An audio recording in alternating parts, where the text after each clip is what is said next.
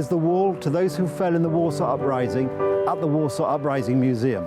Today, we meet a remarkable man, 10 when the Second World War broke out, 12 when he joined the underground, 13 when he was tortured by the Gestapo, 15 when he took part in the Warsaw Uprising itself. This is the remarkable story of Professor Julian Kulski. Join me on Poland Daily History as we look at this remarkable man's story and his remarkable life.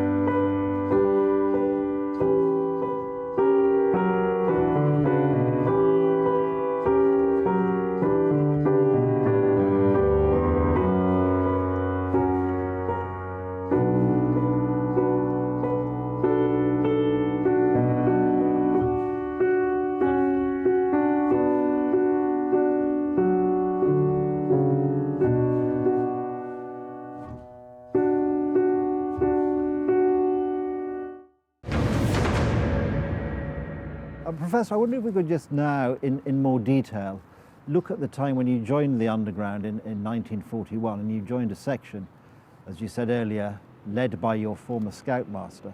How was that, actually finally joining the underground organization in a sort of official capacity? Well, when my father sent me to Ludwigsburg and I moved to Chojnacki Street, Ludwig, after a few days, asked me if I would be interested in joining the underground army. His unit, he was a head of the first company, and of course that was my dream.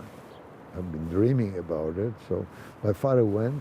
Ludwig went to see my father and my mother and to ask for permission, because I was 12 years old. And they both gave the permission, particularly my father was very proud that I wanted to do it. So one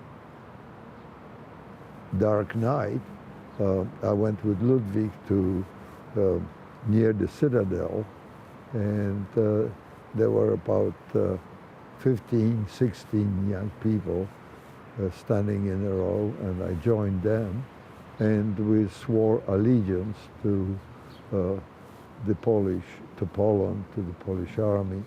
And I remember one of the words was that if we became traitors, we would meet with death.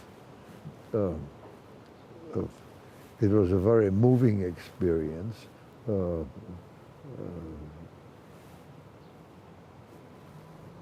was a typical army behavior. And then we snagged back to Chojnacki Street. Yes, and of course, as part of the security against if any of you were captured, because you all adopted pseudonyms. Right. So you probably didn't know the real name of the people you were actually in your unit. I didn't know. We never used, we used pseudonyms. And I had to take a pseudonym. I took one of my uncles who was killed in Katyn Forest. He was an army officer before the war, and I wanted to become an army officer myself. It was my dream as a child. It was Chojnacki. And I kept that until 1943. Yes, and Ludwig took the name Michał, I think I'm right in saying. He had three, right. It was Michał, Hardy, and Goliath. Right, oh yes. But the Goliath is the one that I remember most of all. He kept on changing because of security. And how large was a sort of typical unit? How many of them were you in? Well, there were about 160. The companies, three. Yes, companies. 3 platoons. Okay. Of about 50 each, and each platoon had sections. And you'd meet for regular training.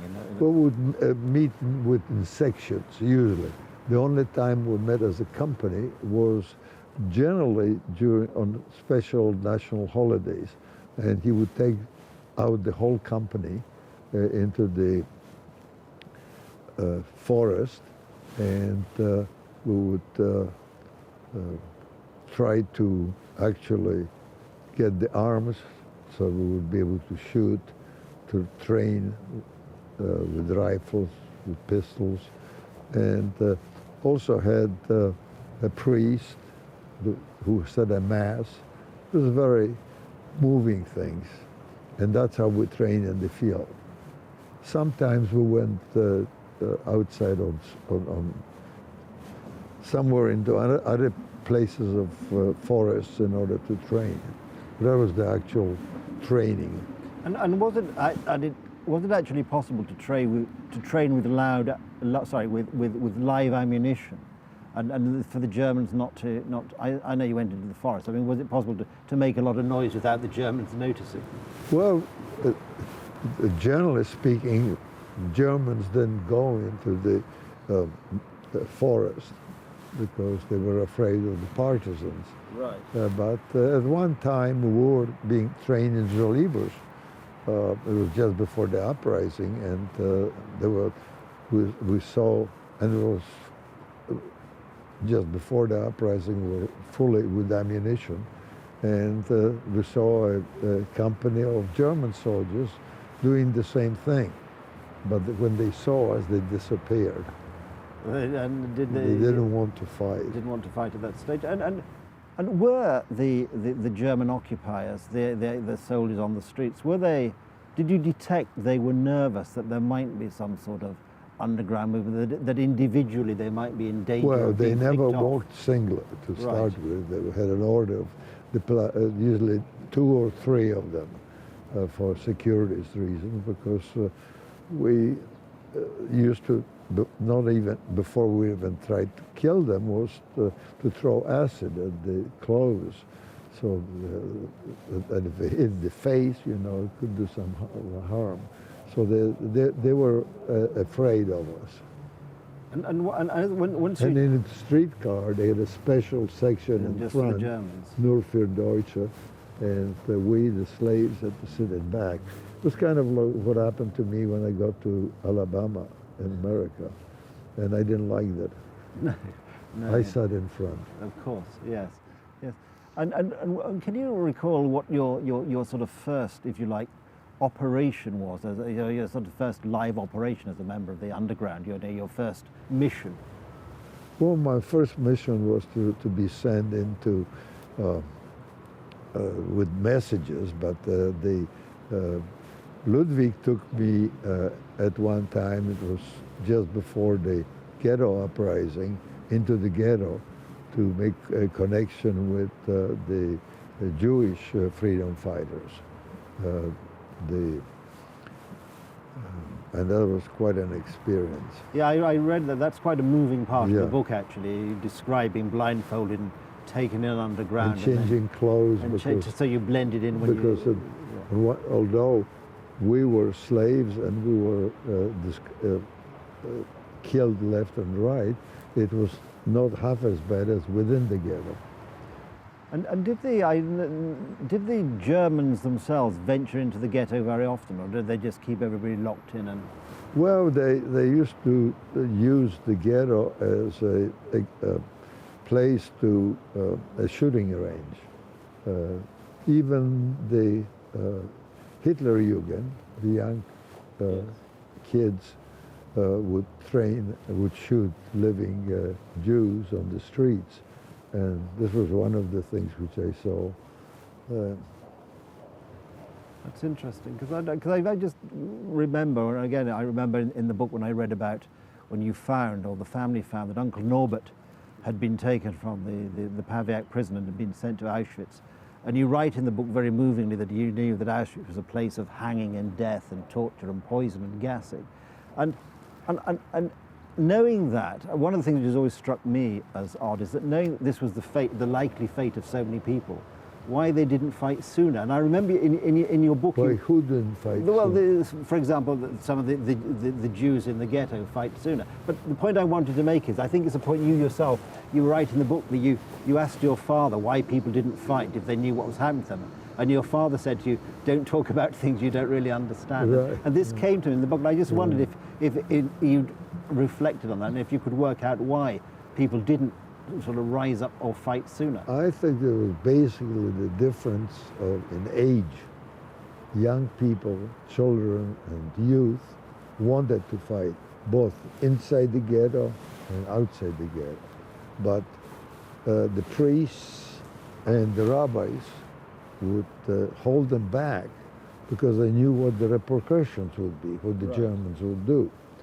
So, for example, we're not allowed to go on our own and disarm Germans, because for each German there would be 25 to 100 civilians killed. So you had to do it in such a way that you could take the arms from the German and not kill them. And it was rather difficult at times, as I found out. And I suppose that's it.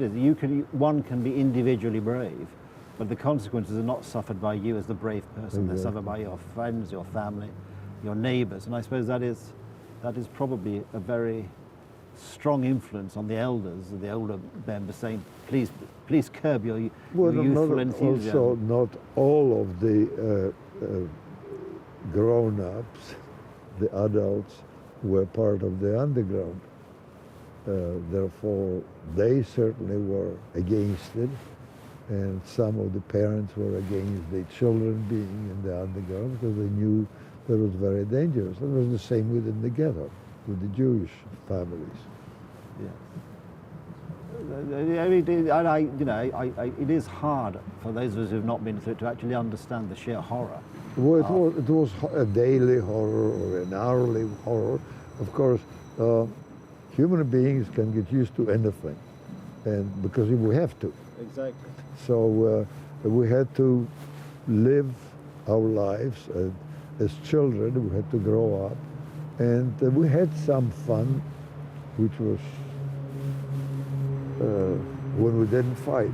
Yes, and I God, it comes out in the book. The times when the particular, not fun, but family occasions like Christmas Eve, right. the Vigilia, where you try, despite the privations of war, to have a Christmas tree, to have some form of normal life. My mother made a special effort so that we would have